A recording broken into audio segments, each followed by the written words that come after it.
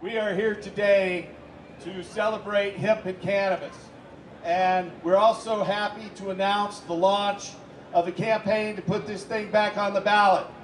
Last November, we got 47% of the vote statewide, 61% right here in Multnomah County, 63% in Portland. So Portland loves cannabis. We might as well just take the R out of Portland right now. But, you know, we just launched, we got approval yesterday afternoon at 4:45 to circulate our petition to legalize marijuana. And we have two petitions. One is a statutory measure, that's a law, and the other one's a constitutional amendment. So it says, our constitutional amendment basically says that you can possess, use, and grow marijuana, and the state can enact laws to regulate the sale of marijuana to adults. And then the statutory measure is almost exactly like Measure 80 last year, with a couple of changes to make our opposition's arguments disappear to a certain degree. You know, it looks possible at this stage that next February our Oregon legislature will put a bill out there and refer a bill to regulate marijuana to the people. But if they don't, then we've got two initiatives ready to go. If the legislature puts a bill out there, we will stop our statutory measure and just move forward with our constitutional one. But we can't, you know, we're trying to put pressure on them to act, and maybe they will. And several legislators have said they want to, but so far, we don't have any guarantees. But we have a guarantee that if we get over 82,000 valid Oregon voter signatures, we can put that statutory measure on the ballot again. And if we get over 116,000 signatures, then we can put the constitutional amendment on the ballot. So we're trying to make the people of our state vote twice to legalize marijuana in 2014. If the legislature doesn't do it, we will. That's right. Yeah. You know, for me, hemp, cannabis, marijuana are really the same thing. Late great friend of mine, Kentucky Attorney Gatewood Galbraith, named the people who were really responsible for this, and it's the petrochemical, pharmaceutical, military, industrial, transnational, corporate, elite, fascist sons of a bitches.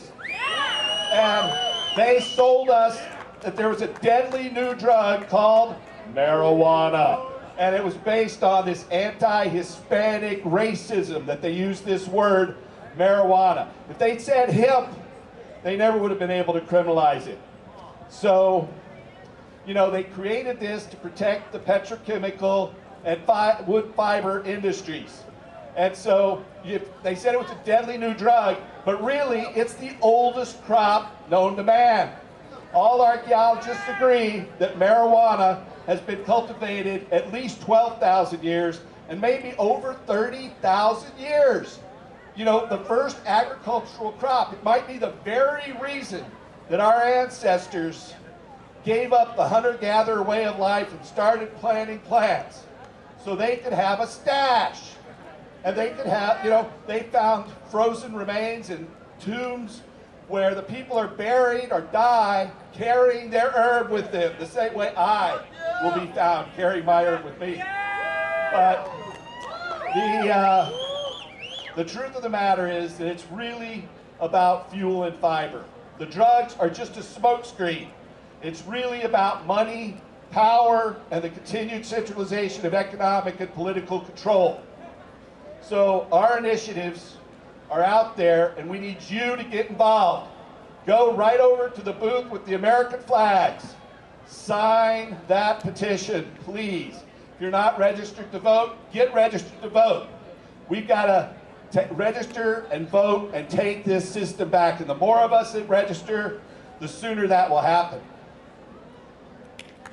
I also want to thank all our vendors out there who come out here and made this all possible. We ran into a lot of roadblocks. It cost us a lot of money at the last minute. The city actually came forward and required that we hire 30 additional security people. They told us last week. They also said we have to pay $4,000 plus dollars for a parking patrol to give us tickets out on the street.